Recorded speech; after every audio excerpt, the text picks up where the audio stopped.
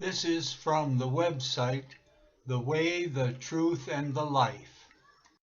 An example of Islamic deception in America from soundvision.com. Islamic information and products. http://www.soundvision.com/info/politics/jewhistory.asp. I will have this article read to you and stop at various points to show deceptions and omissions. Muslims and Jews, a historical perspective that reveals surprises. Once upon a time, a widely circulated Jewish document described Islam as an act of God's mercy.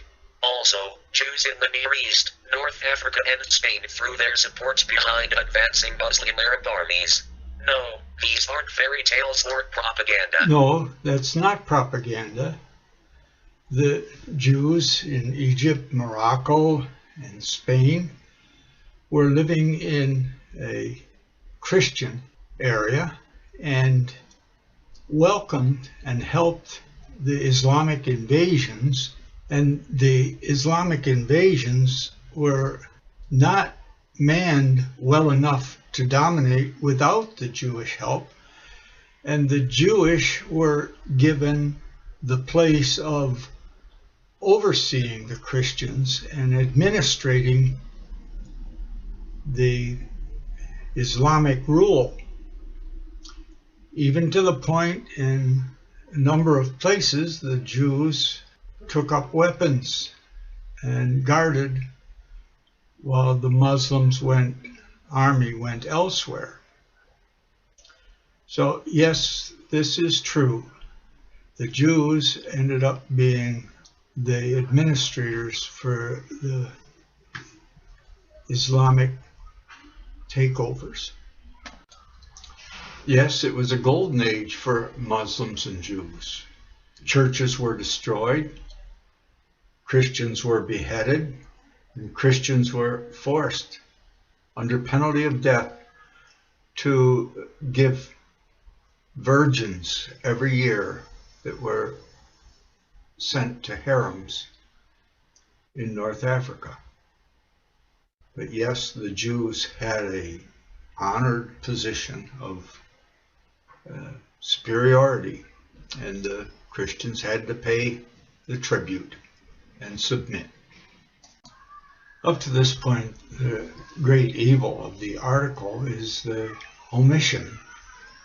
Muhammad thought that the Jews and Christians would accept him as the latest and greatest prophet, that Jesus was not the Christ, just another prophet and subordinate to Muhammad,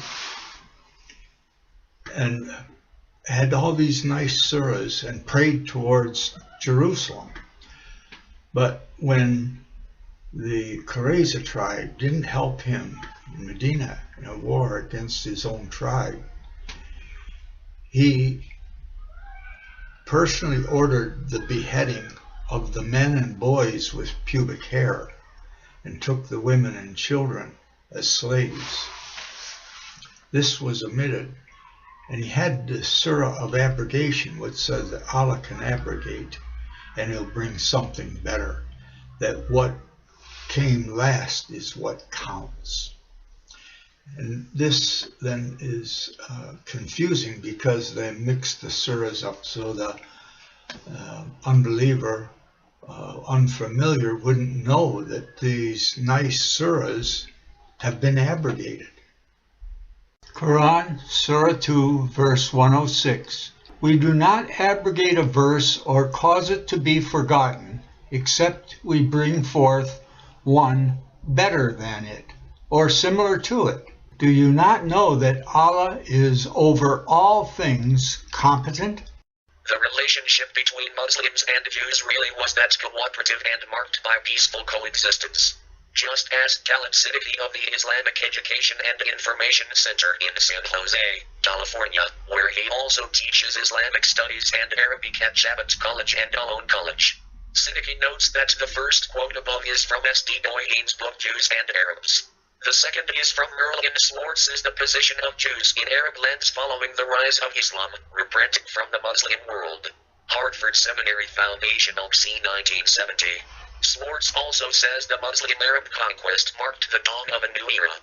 Those forces that had led to the progressive isolation and disruption of Jewish life were not only checked, they were dramatically reversed. In an interview with Sound Vision, Siddiqui gave numerous examples of Jews flourishing under Muslim rule in places like Spain, Morocco, North Africa in general, and various parts of the Middle East. Siddiqui points out that Islam, as a religion, has given specific guidelines for the followers of Islam to base their relationship with any non-Muslim. These include people of scripture, like the Jews, people who belong to other religions, and even atheists.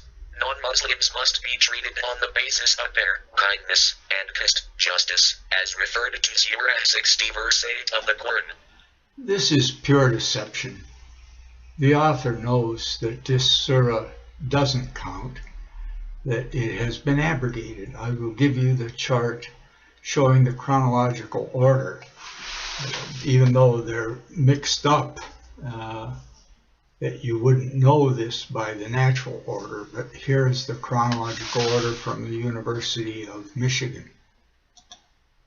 This is a list of the surahs in the Quran in chronological order. That is the order of precedence, where the surah of abrogation says that what comes latest is what really counts.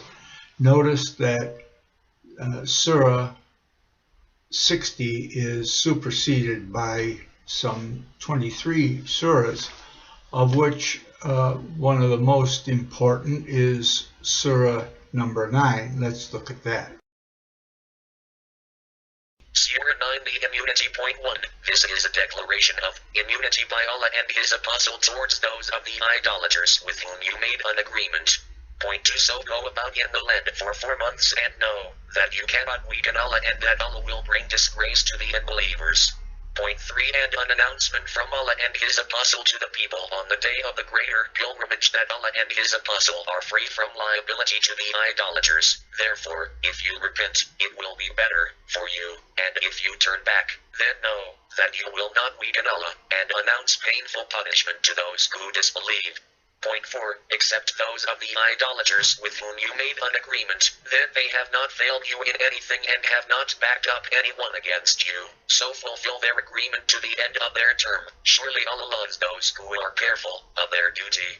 Point 5. So, when the sacred months have passed away, then slay the idolaters, wherever you find them, and take them captives and besiege them and lie in wait for them in every ambush. Then, if they repent and keep up prayer and pay the poor rate, extortion, leave their way free to them. Surely Allah is forgiving, merciful.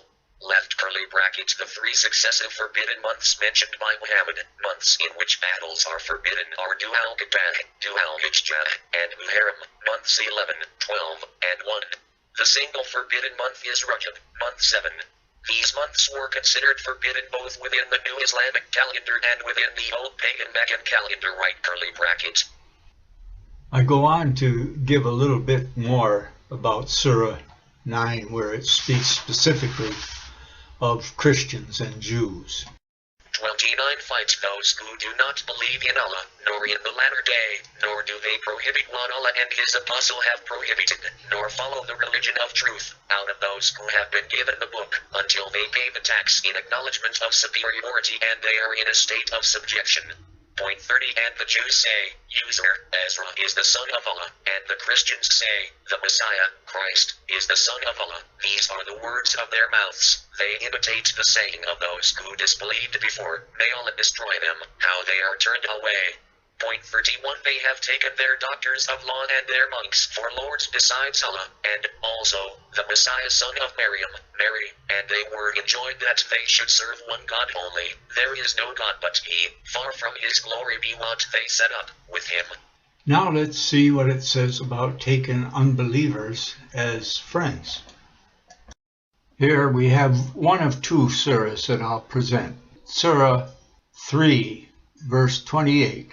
Let not the believers take disbelievers as allies rather than believers.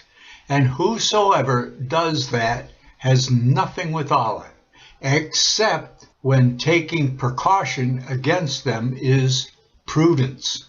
Then Allah warns you of himself, and to Allah is the final destination. The prudence in other places in the Quran make it clear that to deceive the unbeliever is prudent. This second one makes it clear that Muslims are not to be friends, especially with Christians and Jews and other non-believers. Quran, Surah 5, verse 51. O you who believe, do not take Jews and Christians as allies. They are, in fact, allies of one another. And whoever is an ally with them among you, then indeed he is one of them. Indeed, Allah guides not the wrongdoing people. Like Surah 9, Surah 5 abrogates all the nice surahs that were before it, and they are not abrogated. It started at the time of the Prophet Muhammad, peace and blessings be upon him. The peaceful coexistence of Muslims and Jews began at the time of the Prophet. Siddiqui notes that the Jews welcomed the Prophet when he arrived in Medina at the time of Hijrah, migration, along with the rest of the city's inhabitants. But the Prophet had begun the step towards good relations with Jewish and other communities in Medina even before getting there. After receiving an invitation to Medina from one of the city's tribes that had accepted Islam, the Prophet signed treaties with the city's Jewish, Christian and polytheist tribes before he arrived there. These treaties clearly laid out responsibilities of each of the parties. It was based on these that the Prophet established the mythical Medina, the Constitution of Medina. As Bernard Lewis points out, this was just another declaration of Muhammad, like the surahs. And to include it here in this context is so ludicrous, because Muhammad went on to use this constitution to exterminate all the males with pubic hair of the Jewish tribe because they didn't help him in a battle with his own pagan tribe. He ordered the beheading of somewhere around 600 men, all of the males with pubic hair. And all of the women and children of that Jewish tribe were taken as slaves. One woman was killed in the process because she was hysterical and they just murdered her. But how ludicrous. This is part of the permission that Muslims have to deceive the unbeliever so they can say whatever they want. Allah will forgive them because it is serving the Islamic goal of world domination. That permission is given in the Quran also. Siddiqui says this was the first constitution of the world and one of the greatest political documents ever prepared by any human being. It is the oldest surviving constitution of any state. Under this constitution, any Jew who followed the Muslims was entitled to their assistance and the same rights as any one of them without any injustice or partisanship. It said the Jews are an ummah, community of believers, alongside the Muslims. The Jews have their religion and the Muslims theirs. As well, it noted that each will assist one another against any violation of this covenant. You will note that the author leaves out the murdering of all the men Jews of that tribe and just refers to a breach of the contract. Jews during the Muslim era, despite this early breach of contract, there are still numerous examples from Muslim history of Muslim-Jewish cooperation and coexistence. Siddiqui gave examples of how Muslim Spain, which was a golden era of creativity and advancement for Muslims, was also one for Jews. While Europe was in its dark ages and Jews were reviled there, Muslims in Spain during the same period worked side by side with Jews in developing literature, science and art. Together, they translated classical Greek texts into Arabic. This task later helped Europe move out of the dark ages and into the Renaissance. There are two theses missing here. The first one is the ignorance of the true Christian church. The Christian church, like the Buddhist church, is something that lived and lives in the homes of farm families where children are valued and they grow in love. Just like the Amish not having a problem with autism because their children are raised to the higher levels of love. And this didn't ever die out. It keeps recreating itself wherever there's a loving environment, because any home Christian will tell you God is love. If you have this higher levels of unselfish love, it's like Christ said, where two or more are gathered in my name, I am with them. That's not just a verbal statement, it's gathered in love.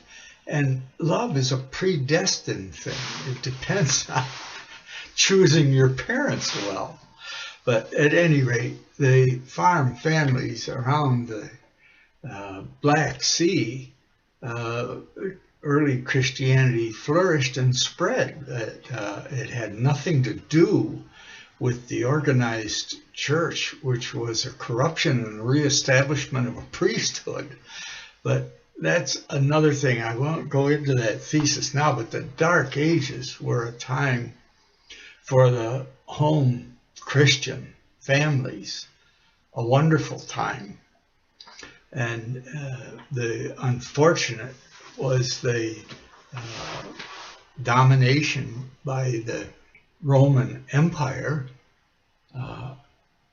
that decayed into oppression and conflict and destroyed much of the home Christianity by making warlords that make themselves landlords and turned the people into serfs or slaves where the family was not respected. Now, it didn't destroy the family home church completely, but it destroyed it in many areas because it took the love of a family away. They were just servants to the Lord. That's a whole nother thing. The Dark Ages were not dark. They were filled with love, and not a matter of public record, but a matter of families where they had horses and plowed the fields and had cows and chickens and pigs. And they had children that they valued because children were the ones to inherit the family farm and care for the elders when they got older. And there was the integration of generations where the parents and grandparents and great-grandparents could pass on the love and care and the stories about Christ that died so we didn't have to make animal sacrifices or go to a priest, that we could go directly to God and speak to the source of our existence, in whom we live and move and have our being. So that ignorance projected is the first thesis.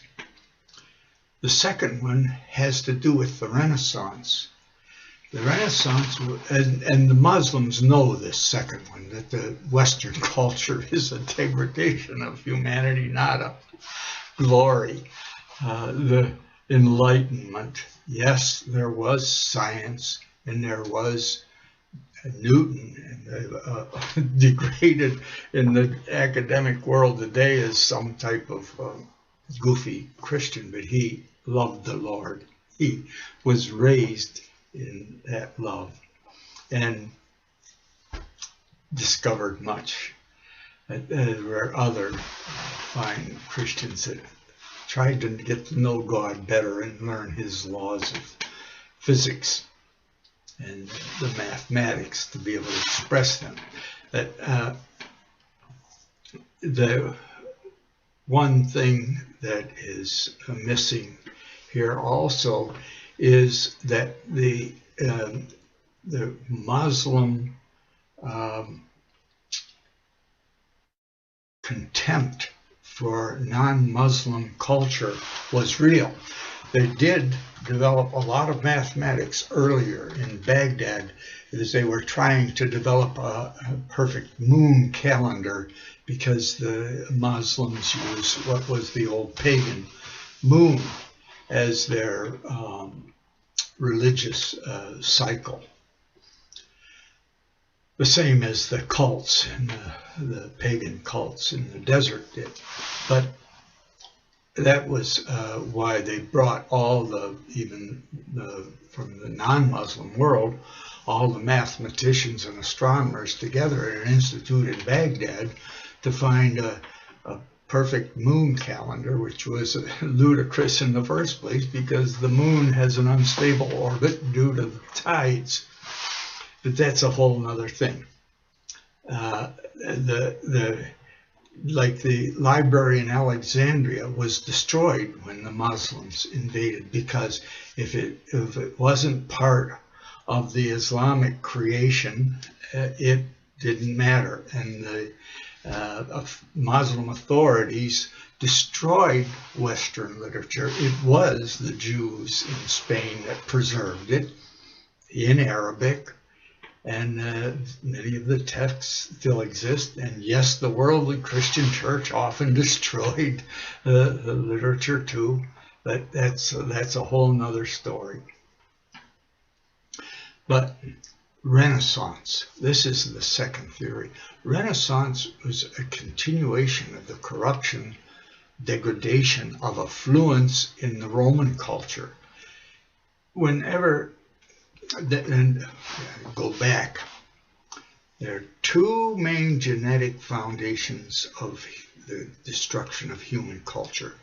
One is the Islamofascism based on the male domination from the simple hunter-gatherer reality for a couple million years.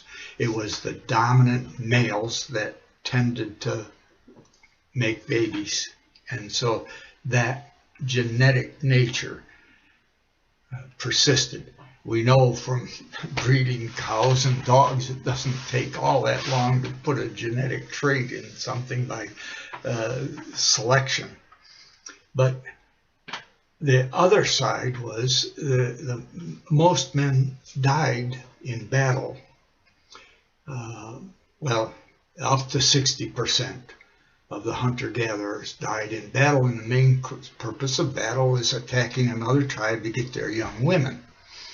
So the women that tended to survive were the ones who were attractive and welcomed the invader and used manipulation with the priest or chief or whoever to have some power because of their physical weakness. And they also learned that with the development of verbal logical language and cause-effect relationships, where the great apes care for their young, they don't have a problem with infanticide, and many nurse their young till the second molars, which is equivalent to 5 or 6 years old. Why are human females refuse to do that? And if they get money, they hire somebody, or they want to abort their child.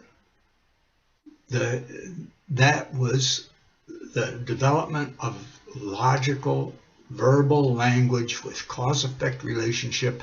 The female woman learned that the child was a product of the rape, and the millions of years of rape left a resentment towards the male. Yes, there's an attraction, because the ones that were attracted and went along to get along were the ones that tended to have babies. But this conflict, we have many parts. Each life stage is stored at a different place in our brain, and there's different brain components. We're not an entity. Women have the capacity to love just like a female dog does, or a pig. They are mammals, but they also have the ability to hate their child and project their hate for the rape onto the child, which is a genetic thing. Most of the male behavior of working in groups is a cultural thing. That's why the Vikings were so highly respected. They had learned to work in groups in hunting the woolly mammoth back thousands of years, and then building large boats to haul the couple thousand pounds of meat from one mammoth. They built boats to Salem. You can find the mammoth bone homes not too far from where I'm at right now in Russia, but and along the Don River in Ukraine.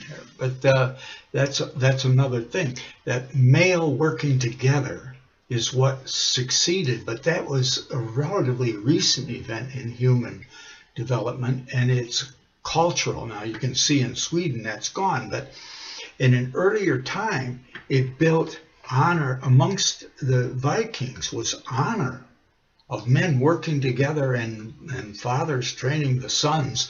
There was a Viking settlements in Spain that the Muslims could never conquer because the Viking men could work together as a team. But that's a whole nother thing you could look into. But the integrity that they had from their work ethic and their culture of training the young men to have integrity, that they could work together as part of a team, gave them a culture such that the Byzantine Empire even hired pagan Vikings to fight for them because they were so could work together, had integrity, and could be trusted. Not only that, in the Ukraine, which Russia, in an earlier time in the 700s-800s, the Vikings had conquered the Russians and subjugated them, and then withdrew. And the Russian lords had so much conflict while the Vikings were ruling over them. They had honor and integrity. They invited the Vikings back. And the Russians had a very high culture until they were invaded by the nomads and the Muslims. And that's a whole nother story, how it degraded the farm family and the home, made female slaves and all kinds of nonsense that always, just like in the American West, the ranchers fought with the farmers. It builds a different culture if you're, what do you call, where they don't have a settled home, but go around with herds or hunting. It brings out that fierceness of culture of male domination, which is where the Turkish come from. But and the same with the Arabs, so that fits together well with Islam, the Islamo-fascist thing. But on the other side, the female resentment of their children is real. They want daycare, they want babysitters, they don't want to breastfeed, they want to bottle feed the child. And autism has gone up exponential. Now it's 1 boy in 50.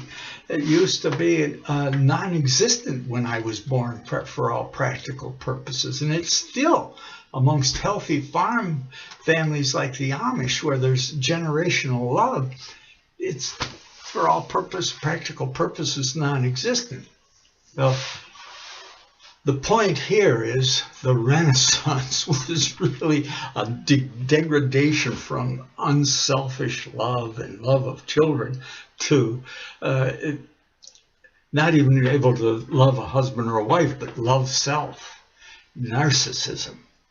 And look at me, look at my dance, look at my art. Oh, me, I'm great, I'm wonderful. And then wanting children to be a projection, like soccer moms or dads. The point is, affluence leads to the destruction of healthy homes. And that's what the Renaissance was. It was a degradation. That's why the loving farm families escaped from it.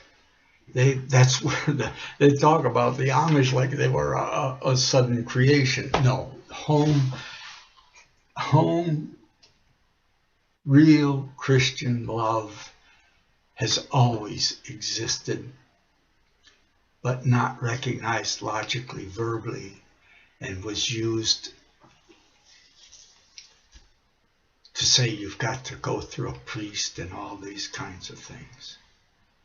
That corruption that happened with quote, civilization as they built cities and children lost the family love in place of honoring the family that they have in a farm family where they're the next generation. But at any rate, that is the thesis about Renaissance, that affluence is the end point of culture and civilization, where the affluent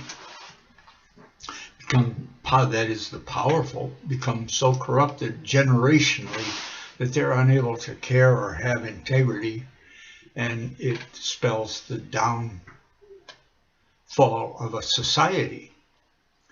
Now, the Muslims know that Western culture is corrupt and decaying, but they don't know that they're the opposite end of the stick.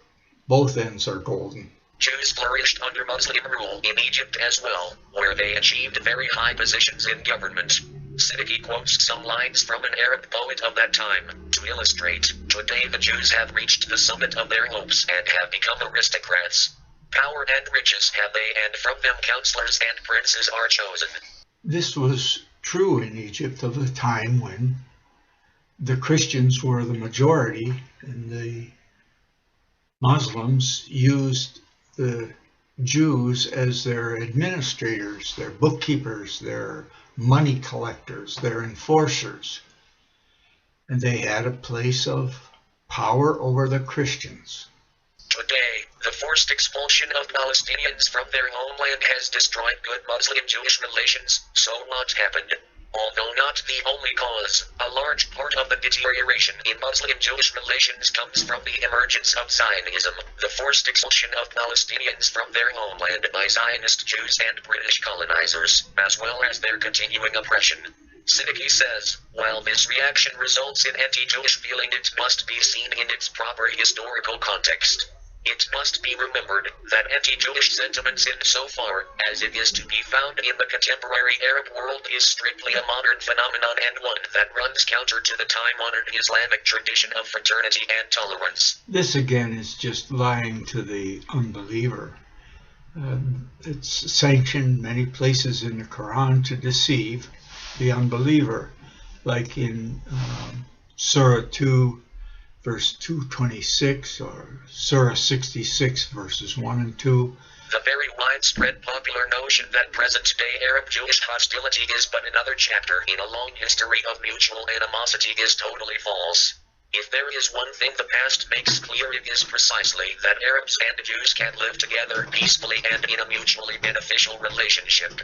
History also makes it very clear that they are the heirs to the Islamic tradition of openness and tolerance.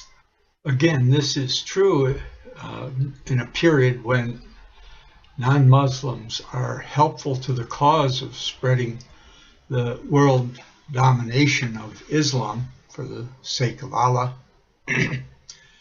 But when that need is over with, read Surah 9, slay the idolater wherever you will find him. The key to re-establishing good relations between Muslims and Jews again is justice, notes Siddiqui. This principle is foreign to neither Islam nor Judaism. In Islam, standing up for justice, he points out, must be done, even if it is against ourselves, our parents, our kin, the rich or the poor. This is clearly mentioned in the Quran, 4135. Again, look at the chart and you will see that Surah 4 is abrogated. Siddiqui points out that the emphasis on justice is also mentioned in Jewish scripture in the prophecies of Michael in chapter 3. Zion shall be redeemed with justice, and by those who will come to her with righteousness. The author may be confused here, I'm not sure, but Michael is the archangel mentioned in the Jewish book of Daniel. But when I word search the Jewish scripture, the only place I find the words Zion shall be redeemed is in Isaiah chapter 1, verse 27. Zion shall be redeemed with judgment, and her converts with righteousness. So I have no clue where this man got his reference from. The overall message here is just plain false. The historical record, Islam being spread by violence and murder, has continued. The record is there of the deaths wherever Islam is spread, and it's still the same today. The killing going on in Nigeria as Boko Haram goes on, the killing going on in the Philippines, the killing going on in Pakistan.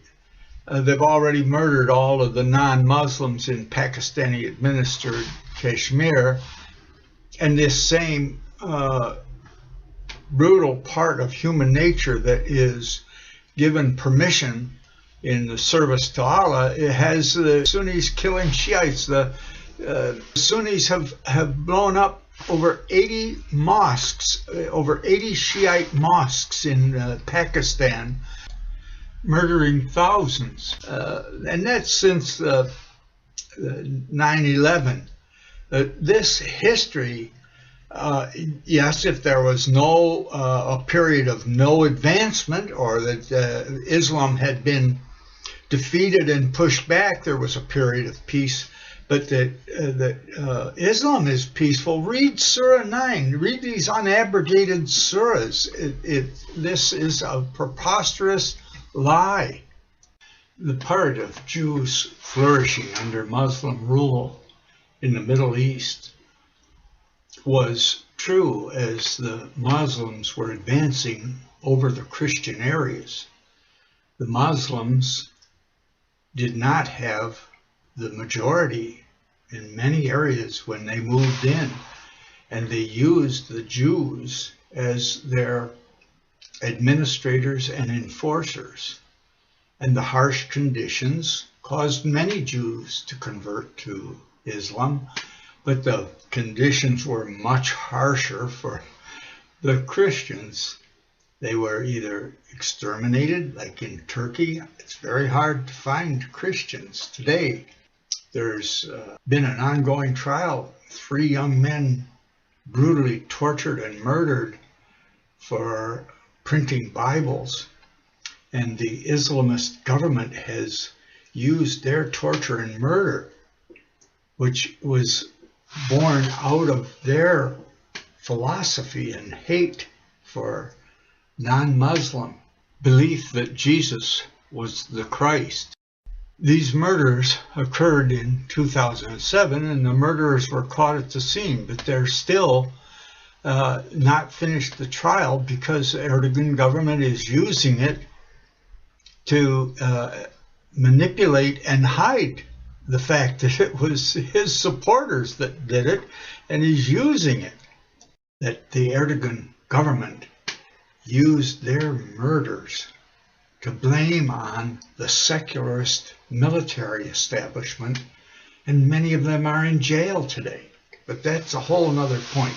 The point is the Jews relatively flourished as the Muslims advanced because they were the Muslims' helpers. Now we go to a false picture that's taught in every school and university in Western Europe and America. That is the glorification of Islamic Spain. We lounge beneath the pomegranates, palm trees, apple trees, under every lovely leafy thing, and walk among the vines, enjoy the splendid faces we will see in a lofty palace built of noble stones.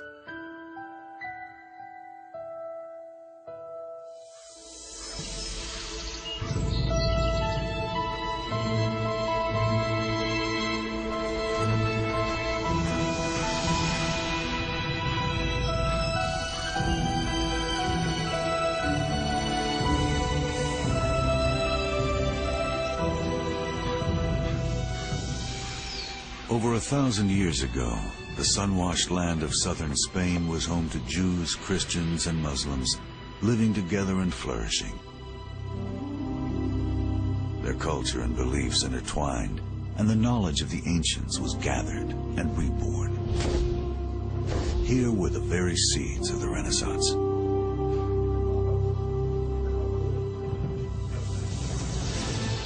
But this world too quickly vanished. Greed, fear, and intolerance swept it away. Puritanical judgments and absolutism snuffed out the light of learning. Within a few centuries, the fragile union of these people dissipated like smoke. The time of tolerance was lost forever.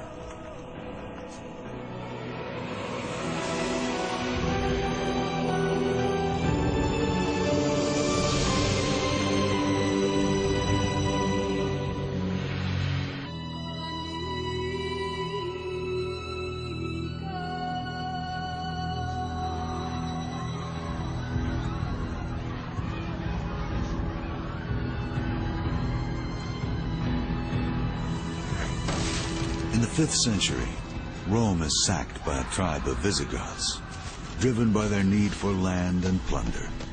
All over Europe, barbarian tribes descend upon the once great Roman Empire.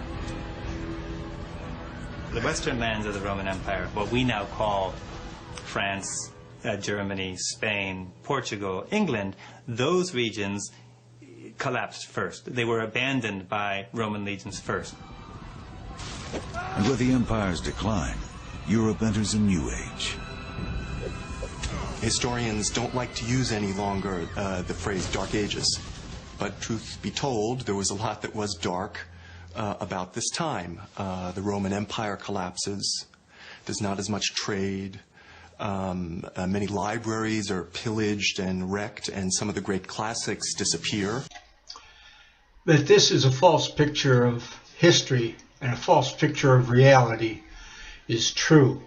But I will not have time here to give the in-depth background of early Christianity and the natural origin of peaceful religion like Buddhism and Christianity, but to say the background here for Europe. Christianity, home Christianity, family, church, not a public matter, families getting together, the home church, the private family church, flourished in the Black Sea area, in the Ukraine, where there were individual family farms, and that culture of Christ and love, which the love was not from Christ. The love was from the family that valued the children because they were the ones that were going to take over the farm, the horses, the cows, the pigs, the chickens. And they were the ones that were going to care for the elders in their old age. So the children were a valued part of the family working team. And out of this close working relationship came care and discipline and elevation in levels of caring that led to a peaceful, loving spirit that is indigenous to family farming, where they have their own private land and live in peace and are able to care for themselves and produce more than what they need. And they then ended up selling and getting involved in the commercial world. But the real destruction of this background being so widespread, it spread to the Goths. And the Goths had settled and had family farms. But the Roman invasions and Romans setting up landlords tended to degrade in the areas where this was established. And the farm families would move into a safer area. Not all, but this Christianity was not Catholic, had nothing to do with priests, and is not even part of history except being mentioned in some Roman letters. But the corruption of it is just the endemic problem of the affluence and the endemic problem of warfare, where the generals would become lords and they would take possession of the land and turn the loving family farmers into serfs and slaves. Again, even to the point then with Muslim invasions, there was sexual abuse. But the corruption of the Goths, not all, many moved off with their private family Christian farming life, but the Goths became organized under warlords with the breakdown of the Roman Church, and then sometimes against the oppression of the Roman Church and their form of government. But the background was still strong enough that the Goths were able to make a warfare and take over Spain. They went in, they were called Arians because of the Arius. Bishop Arius had nothing to do with their background. They were just simple.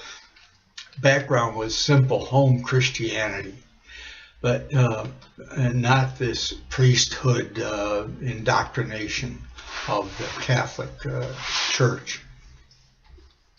But that's the background. Yes, the Franks came in, the Visigoths came in, and they were corrupted from their original foundation. But the corruption of the oppression, the affluence of the Muslims and the Jews, and the oppression of the Christians being beheaded, having to supply virgins for the harems, and this was a terrible situation. The Jews flourished, and the Visigoths come in, and the Franks come in and take over, and they convert to Roman Catholicism. They accept the priesthood. It had nothing to do with Christ's home church and direct relationship with God, but that's what happened. And then, because the Jews had been the Antichrist oppressors of the Christians, the Muslims were forced off. The Jews either had to convert, or there was the Inquisition. Not just Jews, no more of this Antichrist Islam and Judaism. So they had the Inquisition to deal with this criminal culture that had been so oppressive to the Christians. And the Christian culture was corrupted. Just look at the Spanish invasion. And I have a Mexican son-in-law, but look at all the beheadings in Mexico. That's a corruption that still went on with the Spanish culture, and the corruption of affluence, because the affluent Spanish lords, of course, had wet nurses and babysitters, so their eldest son inherited the estate, and the other sons of this neglected affluence that were narcissistic with the power of their family became priests and generals, and went off to make themselves harems in the New World. But that's another story. To call everything that goes under the name of Christianity is just a plain an error. The corruption of affluence is real. But now, getting back to the Jews, many of the Jews found other Jews in Northern Europe, and the same thing had been done by the corrupt lords and Normans, taking the Jews and using them as overseers and rent collectors and enforcers, while they made themselves landlords and had the serfs or slaves, no longer family farms. It was an oppression, just like my mother came from the Peltons, and if you trace back the history to England, it goes to Lord Pelton. Everybody that he owned had the last name of Pelton. It didn't mean they were related. It meant that they were his serfs. Now here's the key: the corruption of history. The affluence and the intellectualism of the Jews is without question. The memorization for 2,000-3,000 years and the learning gave a lot of abstract skill. No denying that. The Muslims destroyed much of the Western history is true, and that the invading Visigoths didn't have a lot of respect for the Roman literature and the intellectual history. That's true. But here were these Jews being oppressed and forced to convert back from Islam and Judaism to Christianity. Many escaped and went to Northern Europe, where the Jewish there were being used in the same ways by the landlords to keep control over the serfs. And they found a way of life there. And now, many times the Jewish, if you study the Jewish in Ukraine, they became independent farm families and were very loving, and many converted to Christianity in this loving environment of a private farm family. It's indigenous to the environment. The ranchers and nomads have always been brought out the warlike nature and our genetic potential for the men. And farm families have brought out this loving mammalian nature of both men and women, and the natural respect for children because they're valued.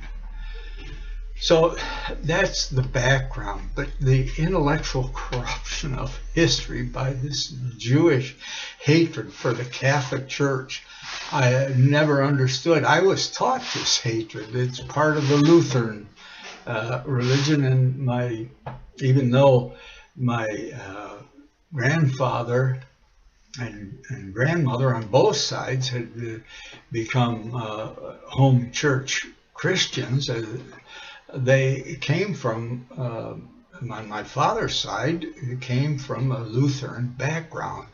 And and I grew up in a German farm town where this Lutheran contempt for Catholicism was part of the culture. But it went back to these Jews escaping the Inquisition and migrating to Northern Europe with the hate for the Catholic Church and the glorification of Spain, which is a false history. Thank you.